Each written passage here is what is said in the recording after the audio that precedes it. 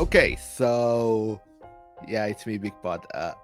Thankfully, it's not a solo episode. There is no Josh. Cue the music.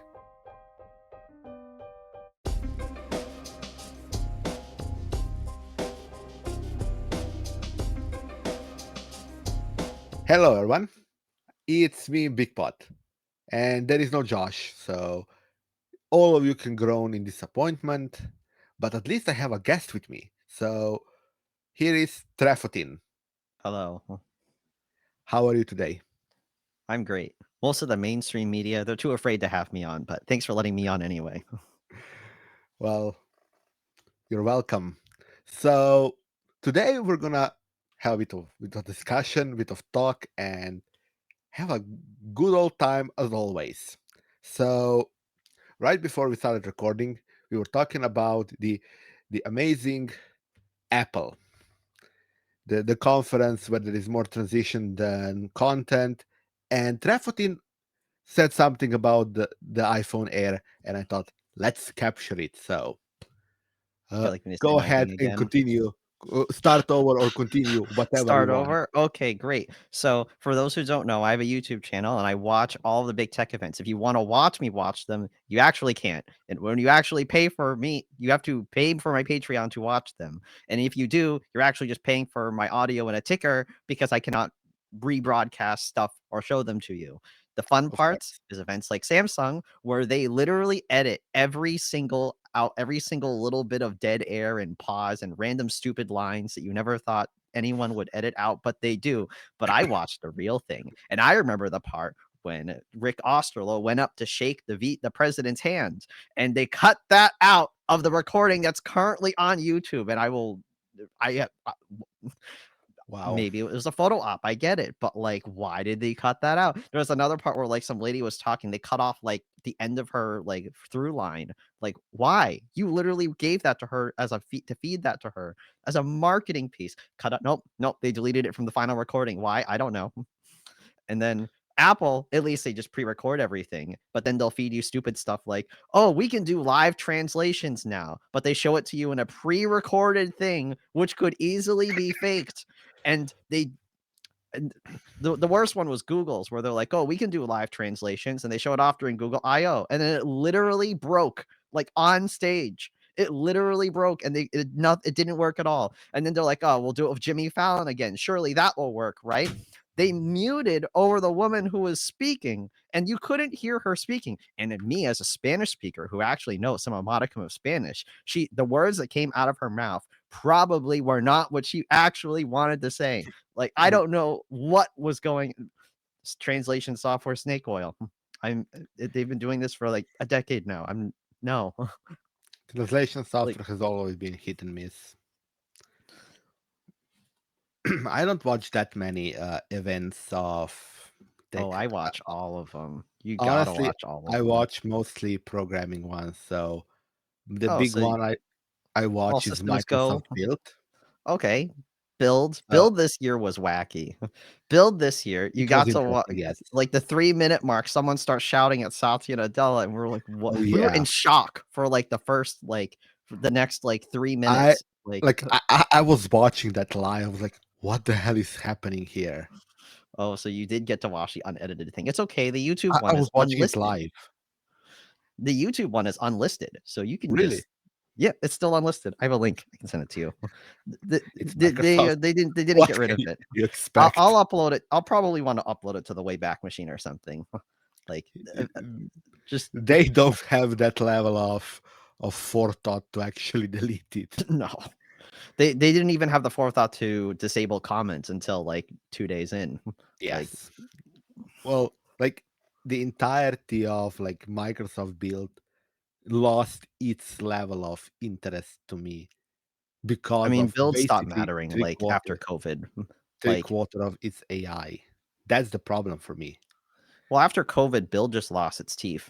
Like, Yeah. especially when like it devolves into, oh, here's all the cool things that we're doing in the cloud and AI, but it's like none of it is relevant to anybody, not even people who are like in the field.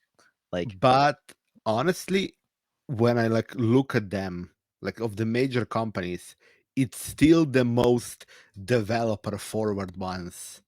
you can you can see like Yeah.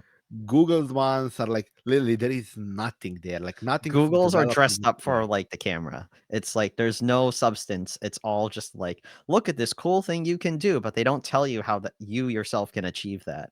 Whereas, like, Microsoft's some of Microsoft's older ones, they actually would get into, like, especially, like, the more class-based ones. They would get into detail and say, Here's, like, the yeah. cool stuff you can do." Like, And even the keynote for the Microsoft ones was always filled with demos and like actually showing code and stuff like that. Like what developers would be interested in.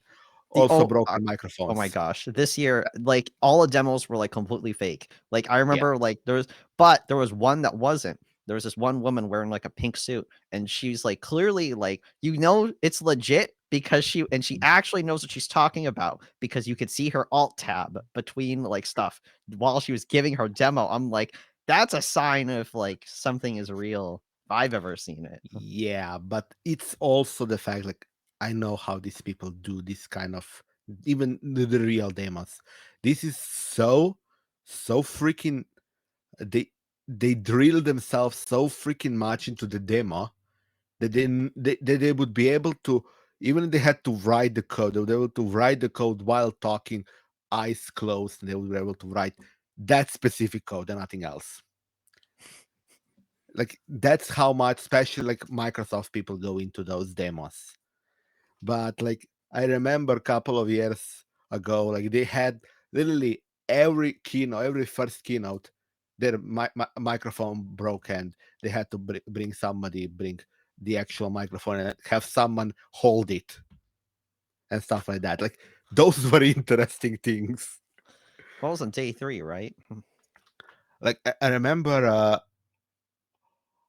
during one of the more important demos a couple of years ago, like one of the, like one of the bigger and most involved demos, and the microphone broke, and some other presenter who was supposed to have a demo after I don't think I carried the remember microphone this. and held it to the presenter's face.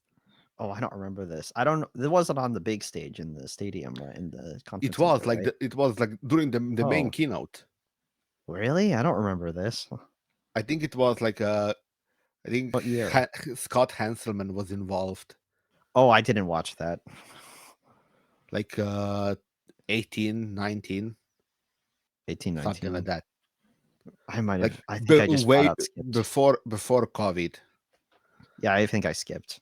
Like, I think I started watching again in, like, 19 was when I started watching again, but Yeah, I don't think it was 19. I I used to watch it because first started watching because out of all insanity, it always fell in so that I was mowing lawn the exact day that keynote the first day of Microsoft built. Somehow I managed to get it like for like 3 years in a row on the exact same date as the exact same time the keynote was. Just mowing the lawn on the Yeah, day and of. headphones in ears and listening to Microsoft build. Yes. I remember when was it I want to say I don't remember what year it was. I want to say 2017. I don't even think it was a build. I think it was just like they're just doing an event, or maybe it was Ignite. I don't remember. Like, Oh, I remember Ignite. Those were also it was probably Ignite. Now that I think about it, like, interesting and where you very very corporate. Like Ignites are extremely corporate. oh yeah, like with Terry Myerson saying his thing or whatever on stage, and then you just nod your head and you're just like, sure, Terry, sure. Like, computer in the cloud. Ooh. But Well, if we were so ready for the computer in the cloud, how come my business hasn't moved to it yet? Yeah, that's what I thought. well, while my computer isn't in cloud, it's on a server that isn't my computer, my laptop that I use normally. So they are close to the idea. Problem is that not in cloud. To to not my computer. Oh my gosh, I realized I've been like spending like more time on my phone, and this hasn't been something that I've traditionally done because in the past my phone was, oh my gosh, if people are gonna think I'm such a crazy person. I have my phone was an iPhone. It was the original iPhone SE. So this is back in like 2017 or whatever. It was like where my 2011 flip phone kicked the bucket, and I was like, well, what do I do now? I was like, you know what? I'll get an iPhone, sure. So I get an iPhone, and then because I don't want to deal with Android's nonsense, I hate Google's privacy problems. I don't want to get an Android phone. That just seems like the exact opposite of what to do. And back in the day, the only option at the time was there was stuff like it was a Cyanogen mod was still around, um, and Copperhead OS, now Graphene OS, is a thing, but like they weren't up to the par as what they where they are today. And so I wound up picking an iPhone, and then I'm like, well, shoot, now that it means I have to carry an Apple tracking device with me. So what I did, you're gonna I started getting into voice over IP, so I pay for a voice over IP service. That's not people say that's already crazy. And now I only use voice over IP, so that's already a level of people will say that's insane. Here's where it gets crazier. Because your Apple device is an Apple tracking device, you need to buy a second Apple device, completely divorced of your first Apple device, like your phone. So what you do is you get an iPad and have that live separately from your device while you put your device in a Faraday bag before you come home. So when the moment I get into the parking lot, when I get out of work, phone goes in the Faraday bag. And because my stuff's all over voice over IP, it's like, okay, it's all available on the iPad at home. Great. Like, Oh wow. so I'm yeah, not that privacy insane. yeah, but now I don't have to do that anymore because I have a Pixel 7 Pro. It's great. You can So turn off Google now tracks airplane you. mode. No, because I use Graphene OS, so no Google tracking. I don't even use any of the Google apps on my phone at all. That you know of. No, because Graphene OS is open source. I don't even need Play services. Like, What about hardware? hardware, you don't need to, because if there was a hardware backdoor, people will be screaming about it. Especially, it's bad when the forensics companies make complaints about it, and then they have PowerPoint documents basically saying, "Yeah, we can't open those phones if they have Graphene OS on them." Oops. Not necessarily based on specifically how GPS works. You could have one. Well, see, here's the thing: if you put your phone into airplane mode, and this is a different, this you're probably wondering, why did I do it with the iPhone but not the Android phone? There's actually a big reason. With an iPhone, for some reason, when you download, and I believe the same is true of Macs and iPads as well. For some reason, when you download an update, Apple, for some reason, will immediately disable airplane mode when you download an update. So if you're on an airplane, sucks to be you. Your radios are getting turned on because you decided to download an Apple update over an airplane.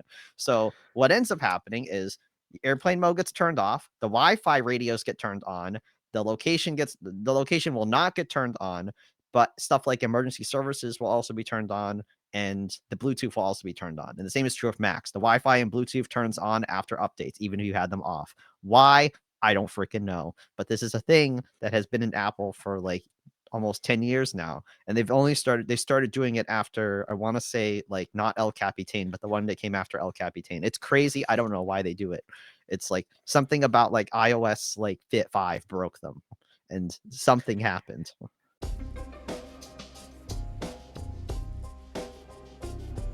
The contribution of the source of this topic is Trafotin.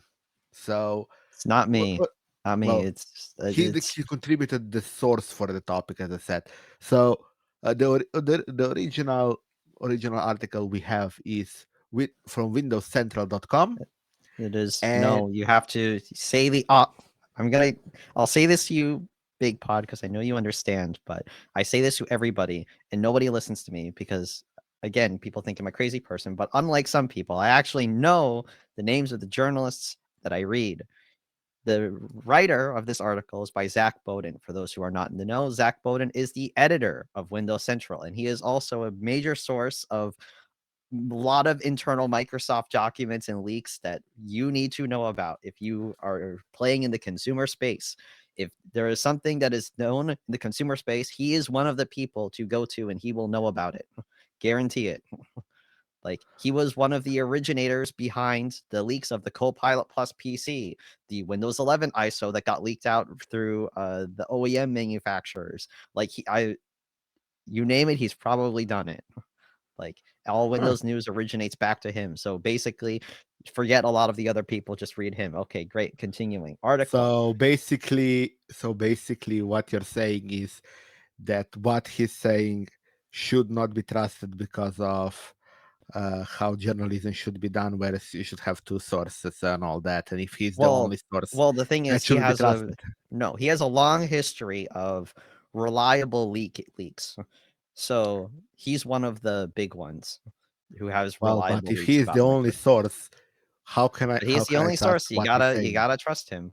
This is Well, well, the tough thing about this one is testable, except it's only for the people who have like whatever branch of the next version of 25H2 I this is. probably I probably could get that. Just go to The release, Microsoft I don't remember download. which one. The Canary release preview. I want to say release Yeah, preview because they that's switched how Canary and release preview are handled now.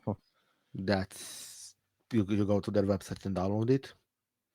Yeah. But basically, the news is that creating account for your system will be just that much harder if you don't have internet or if you don't want to use an online account, which means I cannot reinstall Windows anymore because they don't allow you to set an IP address when you start the UUBE experience, You which can is set an basic. IP address. Oh wait, well it's actually no, you could do that No, you in can't. CMD. Yes, you have to go through CMD, which sorry, but no, thank you. The simple reality is my network is complicated, and DHCP 4 doesn't actually work on this side of the switch. On the other side of the switch, it works just fine, but not on this side of the switch, which is the most weird thing to say. But yes, There literally, tec there are there is a technically ways to switch. get Windows ISOs loaded into cloud images. Yeah, I could. I have a snapshot, so I don't actually care. It's a VM. I just go Yeah. back and it's done. But it's a like I have a switch that for some reason blocks DHCP, but only V4. V6 still works, but because Microsoft is Microsoft, I don't have, according to them, internet.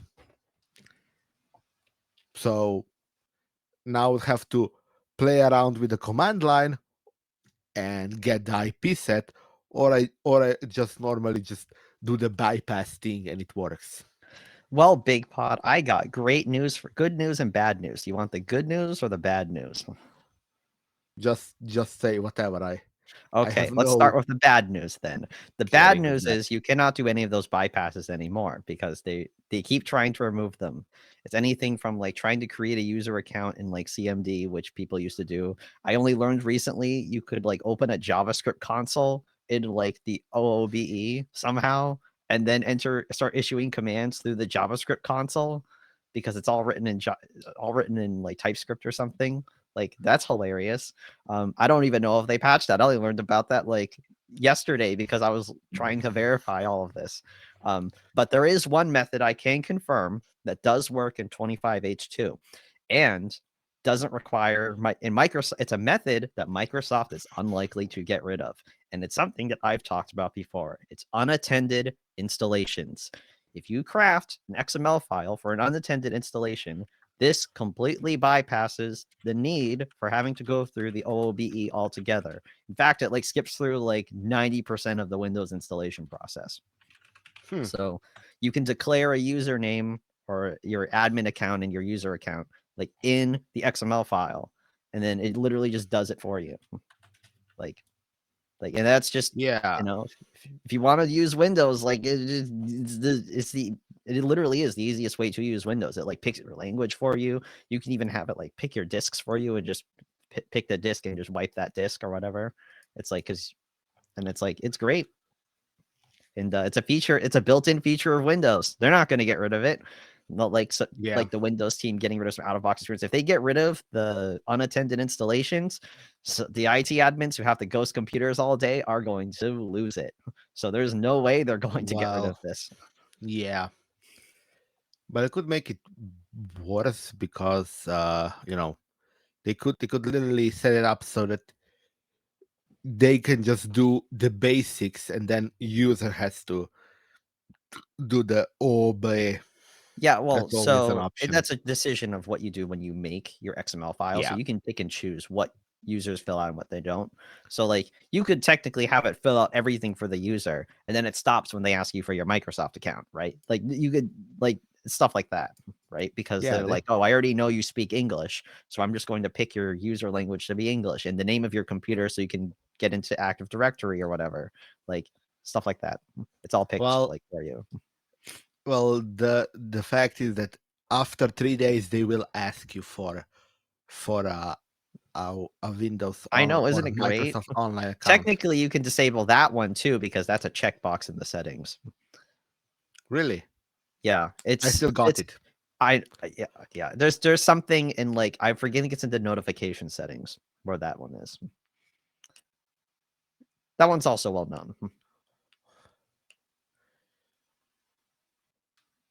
Well, and that is Bigpod, bad aren't for feel so me. lucky. You have a resident Windows sufferer here with you that knows all the stupid things about Windows that you never thought you needed to know about. I don't need to know about. I literally use Windows in a VM so I can play games without much hassle, and so I can edit videos. I don't Beyond that, I don't care about Windows at all. Yeah, there's no honestly these days. There are some games that are like weird exceptions, like anything with like major anti cheat or games that just do strange things on Linux that aren't intended. Speaking of which, let me tell you about stupid things that unintended behavior are part of games. I'm trying to run Death Stranding right now. For some reason, the wine prefix just totally broke, and I don't know how to fix it. That it's a me. It's probably a me problem. I guarantee it's a me problem. I don't even think it's Death Stranding's fault because people say it works fine on Steam. I'm using the Epic Games version because I didn't actually buy the game. I just go to Epic every week and just clicked on give me my free game, and then I never play them until now. Apparently, Well, I use Windows for gaming because I just don't want to deal with that little bit of playing around you need to do to get games running. When I want to play a game, I want to play a game, not dick around with my computer. Simple as that.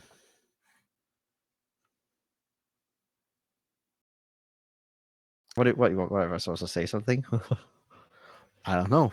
I probably hurt a Linux user somewhere. They're probably like rolling around and flailing and shouting at the screen, and it's like, oh, you do you, but you can just suffer in silence. The simple reality is I I don't use Linux because of some philosophy or some altruistic benefit or whatever. I use it because it's the best for what I do and it makes my job easier. Because virtual machines run and RDP runs super great, don't they? Huh? But Moonlight you don't use and RDP, right? No, you're no, not that. I use No, Moonlight. yeah. I use Sunshine Moonlight stack Hey, everywhere. fair enough. They work the best on Linux. I have a VM of Linux, VM of Windows. I switch between and that's it. When I play games, I play on Windows. When I do other things, I do on Linux. That's it. I don't care beyond that. For me, a computer is a tool, just like a Linux is a tool, Windows is a tool, and and my phone is a tool. They are all tools.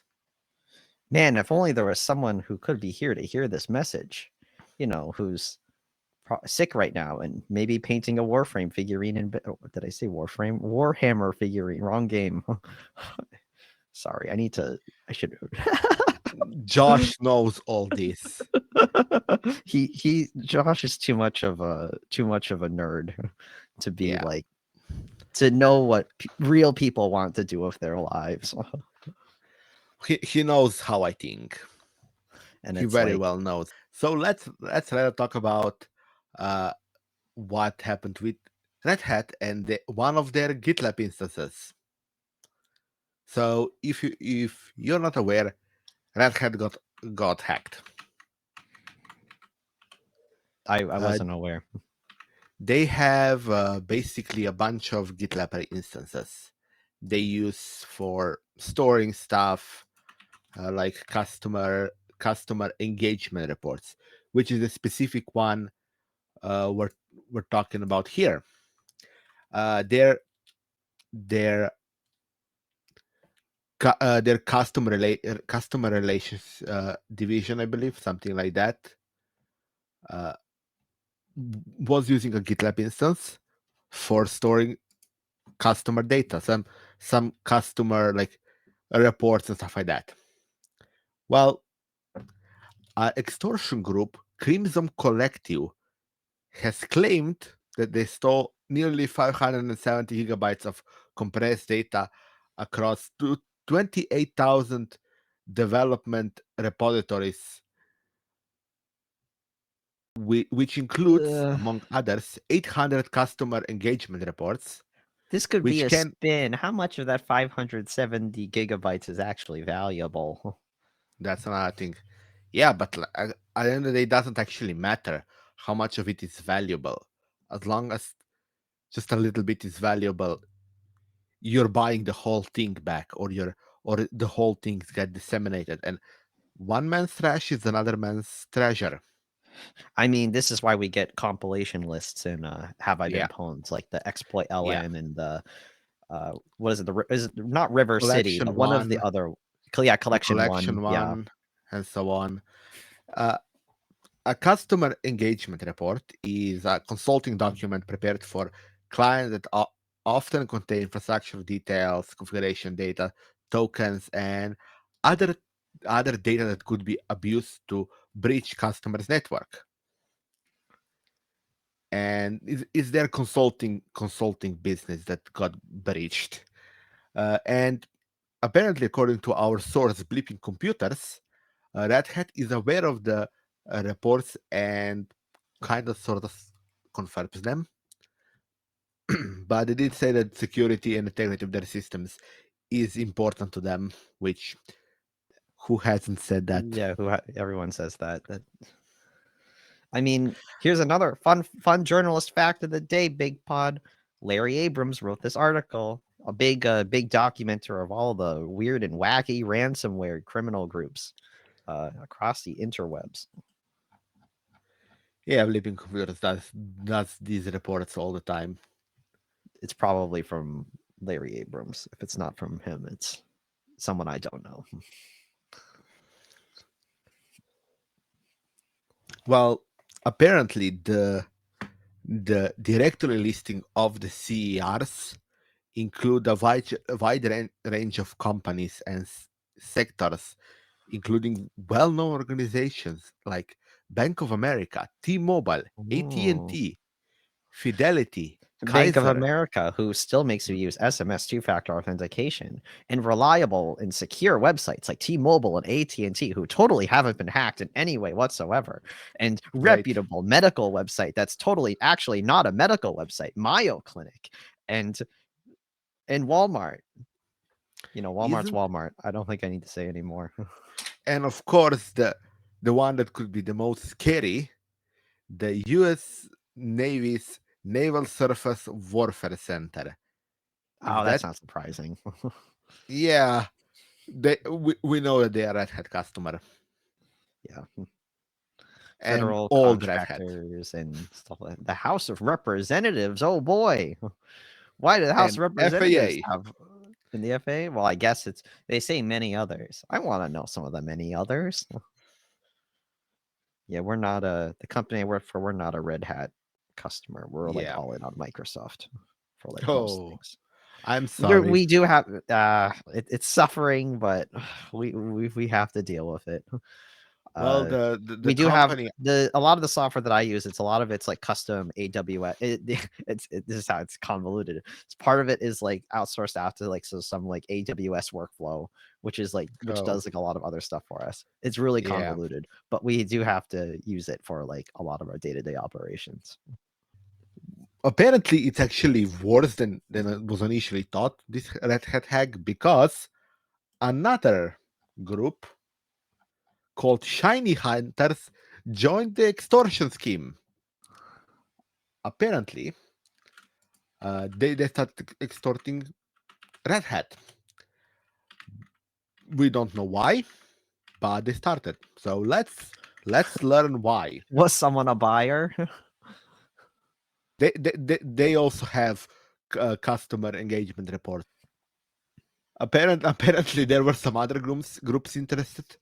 Uh, Interestingly, so this appears to be actually a quite a bit of an uh, story here, because people would actually like to have Red Hat data. Interestingly, I mean, if you're an IT admin, sure, just change the passwords on your accounts, and I just accept that this data is just gonna be out there. I mean, like your server it's not configurations and that stuff. easy. So if you are a I mean, system it's your server administrator, configurations. That's not easy to change, but like, you can't really do much about that. Like it is now, problem here is that there are authentication tokens which could be hard to replace for certain services, especially if you're using third party services and things like that. They could yeah. be hard to replace, or they might be actually hard coded into the programs you're using, so that could be even worse to do. Well, apparently the talk of the story, the Shiny Hunters group, is an extortion as a service. Shocker. EAAS. Interestingly, we Not the couldn't A, not the RAAS, but the ERS. we have choose a letter. They're gonna be something AAS. So doesn't actually surprise me. And apparently, additional companies were mentioned, like HSBC, Bank of Canada, Atos Group, American Express, DoD, or now known as Department of War, DOW. And sorry, all the French people. I'm gonna butcher Would you this. like me to say it? No, I'm gonna say it because I wanna butcher I it. know. No, I know French. I can do it.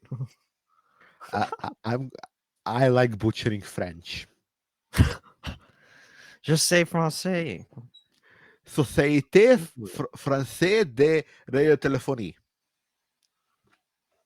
I butchered it very much. Thank you. You can stop It's a clapping. telephone company. They're a phone company. Yes, I realized that because I know how to read. But I've actually never heard of them. Me either. Who's that? What do they do? Oh, I see. Got it. They're a Based on their telecom. name, They're a based on their telecom. name, they All could right. be French National Telecom. Yeah, the second oldest mobile service provider in France. Interesting. Yeah, there's Well, like two major. I know there's at least two major government telecoms in France. I was only there for a short period of my life. I don't know how much of this story will be gutted for security reasons, because the the Guarantee security it guy won't be. the security guy This will is have like to take it over. the exchange server stuff earlier this year. It's like we're never going to hear anything about that ever again because the DoD must have gotten to Yeah. Microsoft and just said, "Shut up! You're not allowed to say anything about this. It contains national security information." Also, I'll probably got this segment quite a bit, especially on certain parts about certain groups. I'll probably cut those stuff out because, well, uh, security, and I have to actually care about that stuff. Sadly, being security guy is a pain in the ass. It's kind of like you and your privacy. I I have special rules on Well, I how to found do out the things other for day security Discord now does reasons. passkeys. I was like, wow, I can't believe it. They actually do that now. Great, And then I nice. added it. Was like, that's nice. Well, uh, security wise, like you should hear my rules. I don't use third party stuff if I don't have to. So when I develop things, I write all the code myself. Wow, that is suffering. I rarely use libraries. unless they are either by a major company I trust, which is very little, but you know what I mean. The VS trusted, Code. You use VS Code. You yes, download the RPM from the website, right? that I mean like what I put inside the code. Yeah, of course I use VS Code. Oh, okay, I'm a okay. normal That you're human. Like talking about what? Okay, I see. libraries and shit like that. Like Yeah, yeah, I yeah, yeah. use only what I absolutely need to. For example, I use a Redis library. I use a library for databases and stuff like that. But I won't use some random library from some random developer somewhere randomly on the internet. Like for example, all the Node people and JavaScript people who use billion libraries for absolutely no reason. But Bigpod, don't you want to use the new random Python dependency of the week? It's gonna be great. No, no. There are rules in place that I don't use those things. Like I actually went on a hunt of what dependencies React has, so that I could see if I actually want to use React for a front end for Oh, I was something I'm trying to actually developing. decompile some what is it? I was trying to decompile proprietary Electron app. So Oh, I got the ASR bundle, and I need to find out some way to repackage the ASR bundle so it's not a Windows only application and so it can work on huh. Linux. Because if you, as long as you have that bundle, you can build Electron with that bundle, right? In theory, I do not go that far, but yeah. in theory, Well, I don't want to say what application because they might smite me, and it's top secret work at the moment. well, I generally just watch out what I do, and of course, like for example, if I'm gonna play a game, I do not use any kind of add-ons, plugins, mods, and shit like that. Yeah, That's just can't blame security you. nightmare. Slash, no, don't do that. I mean, there's We stuff that there's stuff in certain games that is like somewhat validated. Like if you play like any of the Bethesda games, the script loaders all GitHub, right? There's GitHub projects with the script loaders, and people look at those all the time because they have to update it every single time the games get updated, right? and yes, like I get that there is like But I I understand. There's like stuff like there's really shady stuff. Like I remember when Assassin's Creed Odyssey came out. There were one of the pirating groups came out and basically made a thing basically about um how the DRM was implemented in a weird way where that there was less performance on the PC version if your PC was better than the Xbox One for some wow, reason. So the game would perform worse if you had a computer better than an Xbox One, but only on those computers. I wow, don't know why. I guess it was just because of the proportion. I guess it proportionally is looking for how many CPUs you have or something, and yeah. that's the claim. But like so, and they're pirates again, so hard to kind of have to take it with a grain of salt. I mean, like, there's times where you can believe them, right? So, for example, when Sonic Mania came out, the DRM was like broken and like no one could play because they implemented the server checks incorrectly. Oh, So, great, so the pirates got to play day one, but everyone else, nope. And according to the pirates, they said it's because the server checks were implemented incorrectly, which is why no one was able to connect to the servers and play the game, even though it's a single player game. Don't you love gaming? And then there was another one where at least two instances. So the two instances being and these are a lot more sketchy, but a little more easier to understand. Were Devil May Cry 5 and Rage 2. The EXEs for the games when they first came out, the first update for the game released unprotected EXE files. So EXE files with no copy protection on them. And okay. they were like swiftly patched out within like a couple hours, but people got a hold of the unprotected exes and then started distributing around the exe files to people who did have the game. Interesting. Well, I play World of Warcraft, and if you want that to do that that high could end be a problem. content, basically, if you want to do raiding at any kind of level higher than Raid Finder, you need add-ons. Guess what? I don't play raids. Add-ons. I don't play raids at all because I don't want to install a random needs for raiding mod number 6. So you won't see me Bigpod, I think raiding. you need to play a different game other than World of Warcraft, unless you've got friends. I also play other games, of course, but like the one that like I am very staunch on not doing add-ons is World of Are you Warcraft. bringing this up because you know I used to be a mod maker? No, I'm bringing it up I did because used to be a this is mod maker. security topic, and I like security. I used to be a mod maker, so I know a little. I can tell you a little bit of insights into what goes on, but only for Oh like Bethesda's games. I know some stuff, some little things about other games, but like I know there's some like weird stuff you can do with Crytek to get some stuff in. So if you play like Crisis or no, the Prey game that Arcane, the last one of the last games Arcane made before they were killed off by Microsoft, Prey, no. it's also a Crytek game.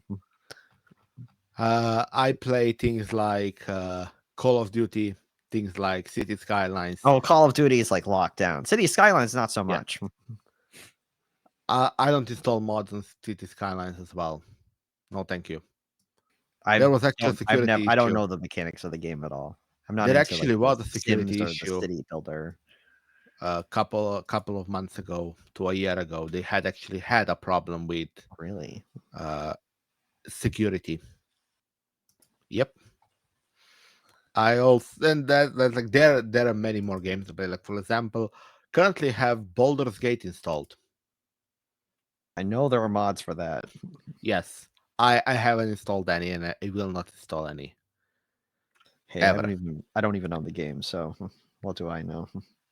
I only know what gets fed to me by people because when words like, "Yeah, you should play the game with me," I'm like, "Bro, you have a MacBook Air with 256 gigabytes of memory. You cannot tell me that you actually have this game installed. Like, go fix your Linux computer so you can actually play video games." But nope, he won't do it. So it's like, okay. Well, okay. City Skylines. Oh, I'm sorry. I looked up the game. You need to look up not Jack. You need to look up hack. Wrong key on the keyboard. Oh, never mind. It's just people trying to cheat in video games. Don't look up that. Don't Google that. Wait, don't. What? I'm making a mistake. Internet rookie 101 mistakes. Or don't ever tell people on the internet not to do something. That's because people are just gonna go do it. Uh, it was about a year ago. It was a breach on the traffic mod. Traffic? Oh, like in the city. Yes, it is on City Skylines website. Basically, it's a Ooh, DLL hijacking attack, ooh, classic. I trying to used trying to to do. trying to steal cryptocurrency wallets. Of course, because what else would we Absolute be doing with absolute DLL classic. injections? Why don't Absolute we classic. come on, you could have at least tried to like be a stealer, get some stealer logs or something at least and not do this. Come on. Well, well, it is trying to steal your But you could be uh, a stealer log. It's so much easier. It's better well, to see what's on people's screens. So much better. and Heck, and you could probably mask that behavior now because of how noisy Windows is when it tries to phone home. It's great.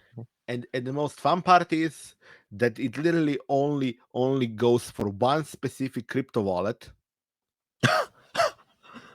That- and if you don't have that wallet, the the the malware kills itself.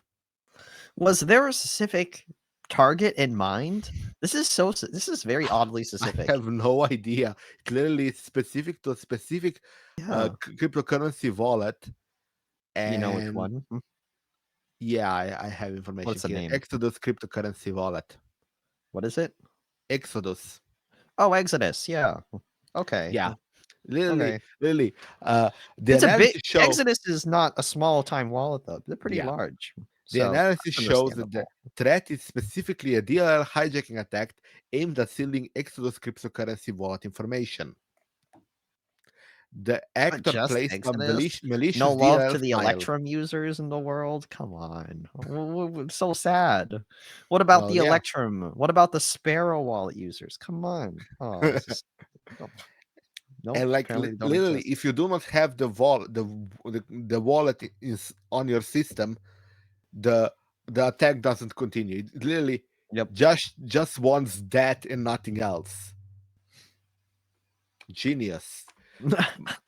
To me, this sounds more like like the Arch Linux AUR breaches Yeah, a couple of months ago. it's like a script kiddie attempt to. No, no, no, no.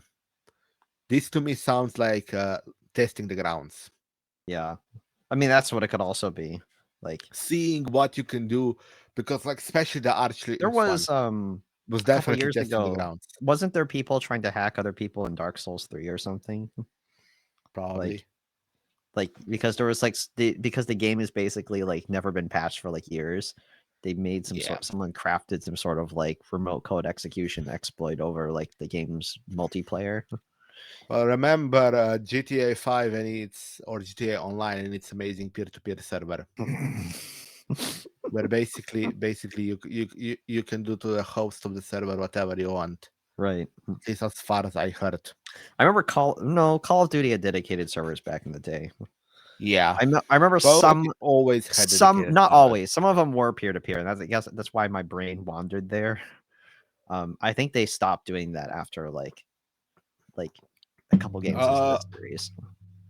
uh, s- maybe Call of Duty 1 had Yeah, peer-to-peer Call of Duty servers. 1.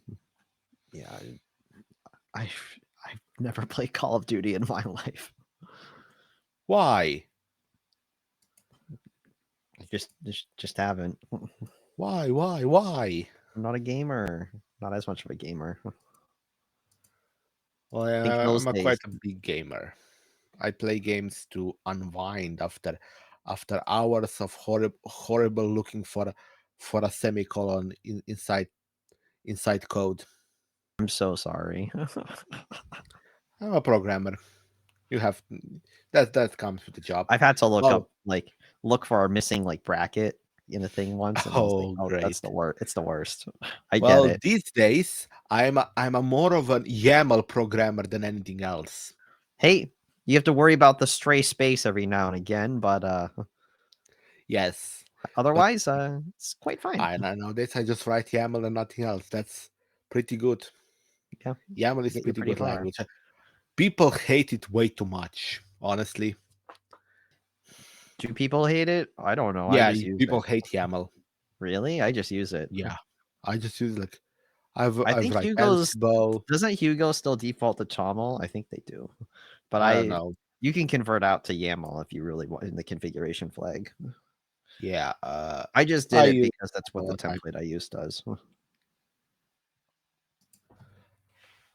Like YAML works for me. That's all I can Yeah, say. same here. I mean, you want to? There's lots of great things you can do. You want to write your what is it? The Git was it the CI compose or whatever is done in yeah GitHub Action or yeah GitLab CI or GitLab CI, or if you wanna and then do Docker compose can also is Docker Compose yeah. and Ansible, and I think if you do Microsoft even uses it for yeah, for a lot of I forget stuff. for yeah for a bunch of stuff. I don't remember for what, but If you do Kubernetes, you can write Kubernetes manifest using YAML.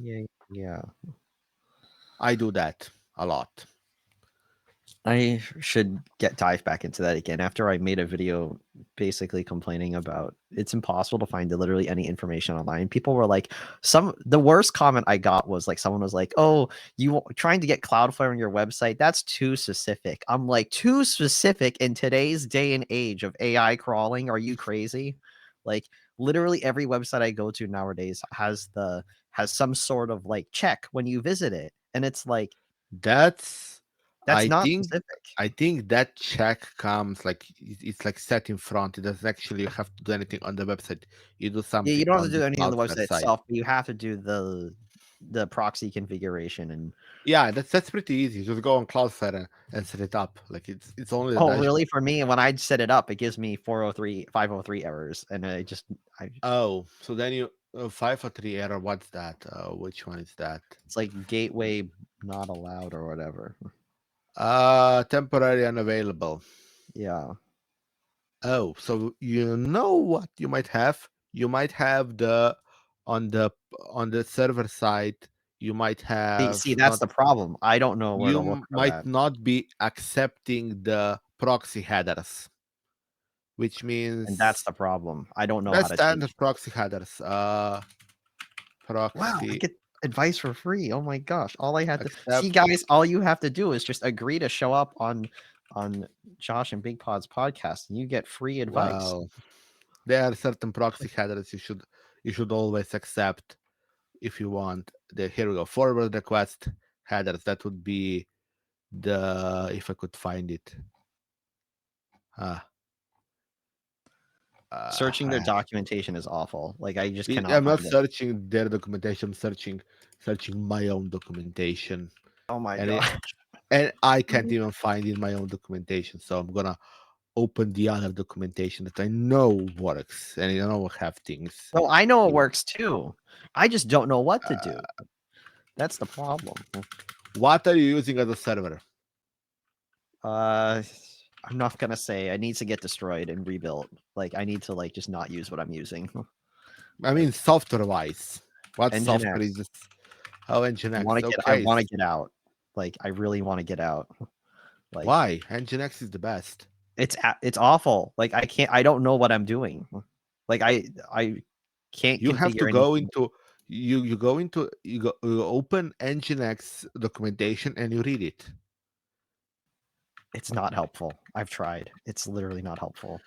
You need this header, Big I pot. believe. I have a high degree of suffering, and if I cannot do it, Look, it's there's I'm another gonna one. tell you this. If I say it's easy, it probably is. And we have our next topic apparently. It's gonna be probably a quick fire topic, but let's Okay. go. Microsoft said an outage of its suite of productivity software has been resolved on Tuesday or Thursday. What? Uh, What? I've never didn't notice this. they i- uh, they identified that a portion of network infrastructure in North America was misconfigured, resulting in the impact. Essentially, uh, essentially, uh, at one point in probably Wednesday, Thursday, things didn't work. For how long? Uh, let's see. I cannot find for how long. Thank you, Reuters, for your Shall we? amazing I don't remember where it uh, is on the Microsoft price. page, which shows like statuses. Yeah, you could check that. I have to look Uh, for it. okay, here we go. Microsoft Service health. 365 service health. Uh, there's a Twitter. There's a Twitter post about it. Yeah. Are you logged in into Twitter? I am logged into Twitter. Then you can check. I can't. Yeah, I'm not because you logged into cannot. Twitter. It's okay. You could use one of the front ends that were I resurrected don't after do they that. said they were going away. I don't do I'd that. recommend it. Okay, let's see. Loady, loady, loady.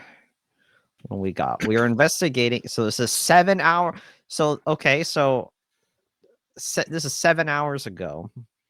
We are aware of issues accessing various Microsoft 365 services and admin centers to rebalance traffic. Additional details cut off are shown at the status. You know, like someone's like, oh, but Colombia has problems. That's not in North America. It says go to, but wait, their website. Wait a minute. This is circular. Their Twitter says, oh, go to this website, but go to your admin center. But I'm not an admin, so I can't look up the admin center codes unless there's some Oh, way to look great. up.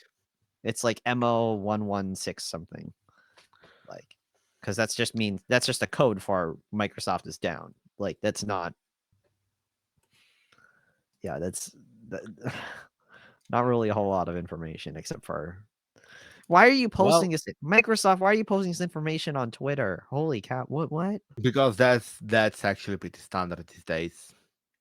Twitter is like But not on the point. the service page for like they don't even post the stuff about like those specific problems on the service page. A That's lot of crazy. companies post on Twitter and not on service help pages. The reason for that is that Twitter is pretty well used and in no way, shape, or form touches their own infrastructure.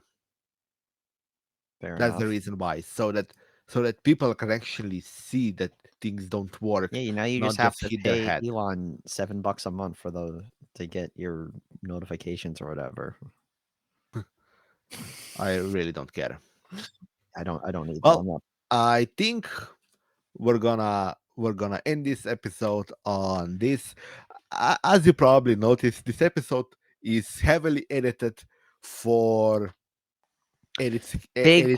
Big pod. Why are we editing for time? This is a podcast. People like It's not rambling. actually for time. It's more for I don't want this little bit in. I don't want this little bit in, and I don't want this little bit in because we went into some topics that tomorrow I might not actually like that are in the podcast. Well, So before we end this episode, I would like to tell you about our email contact@tuxbase.com where you can contact me and Josh and well send us emails. It still works at least according to the email I receive every month that Josh did a thing. run a dig And then command. You can confirm it works. I receive an email very angry for my cloud provider or our cloud provider that uh, that I did a too big download and the download speed got capped because one one endpoint drew too much download cap. Yeah, so I For your get that kind of an email? email. No, for storage. Oh, We we use, but I receive it on that email. That's why I know. That's how I know it works. Well, if you want to talk with the rest of the community, you can check out our Discord at tuxbase.com/discord. If you want to check my YouTube channel, it's Bigpod or youtube.com/at Bigpod. If you want to check out Josh, it's at youtube.com/at 10lj.